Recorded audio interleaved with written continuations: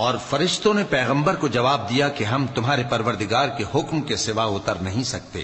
جو کچھ ہمارے آگے ہے اور جو پیچھے ہے اور جو اس کے درمیان ہے سب اسی کا ہے، اور تمہارا پروردگار بھولنے والا نہیں.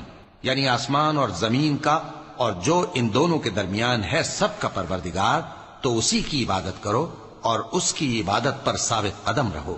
بھلا تم کوئی اس کا ہم نام جانتے ہو؟ اور کافر انسان کہتا ہے کہ جب میں مر جاؤں گا تو کیا زندہ کر کے نکالا جاؤں گا؟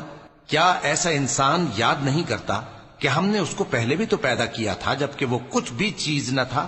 سو تمہارے پروردگار کی قسم ہم ان کو جمع کریں گے اور شیطانوں کو بھی، پھر ان سب کو جہنم کے گرد حاضر کریں گے اور وہ گھٹنوں پر گرے ہوئے ہوں گے. پھر ہر گروہ میں سے ہم ایسے لوگوں کو کھینچ نکالیں گے جو رحمان کے مقابلے میں سخت سرکشی کرتے تھے. پھر ہم ان لوگوں سے خوب واقف ہیں جو اس میں داخل ہونے کے زیادہ لائق ہیں. اور تم میں سے کوئی شخص نہیں مگر اسے اس پر گزرنا ہوگا، یہ تمہارے پروردگار پر لازم ہے، مقرر ہے. پھر ہم پرہیزگاروں کو نجات دیں گے اور ظالموں کو اس میں گھٹنوں کے بل پڑا ہوا چھوڑ دیں گے.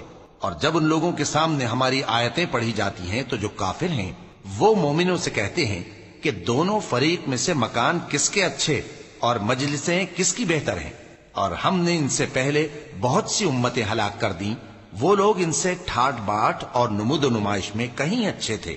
کہہ دو کہ جو شخص گمراہی میں پڑا ہوا ہے رحمان اس کو آہستہ آہستہ مہلت دیے جاتا ہے، یہاں تک کہ جب اس چیز کو دیکھ لیں گے جس کا ان سے وعدہ کیا جاتا ہے، خواہ عذاب اور خواہ قیامت، تو اس وقت جان لیں گے کہ مکان کس کا برا ہے اور لشکر کس کا کمزور ہے.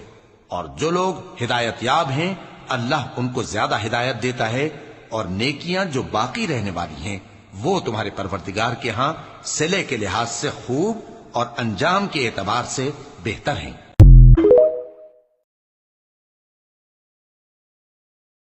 بھلا تم نے اس شخص کو دیکھا جس نے ہماری آیتوں سے کفر کیا اور کہنے لگا کہ اگر میں اثر نو زندہ ہوا بھی تو یہی مال اور اولاد مجھے وہاں ملے گا؟ کیا اس نے غیب کی خبر پالی ہے یا اللہ کے یہاں سے عہد لے لیا ہے؟ ہرگز نہیں. یہ جو کچھ کہتا ہے ہم اس کو لکھتے جاتے اور اس کے لیے آہستہ آہستہ عذاب بڑھاتے جاتے ہیں.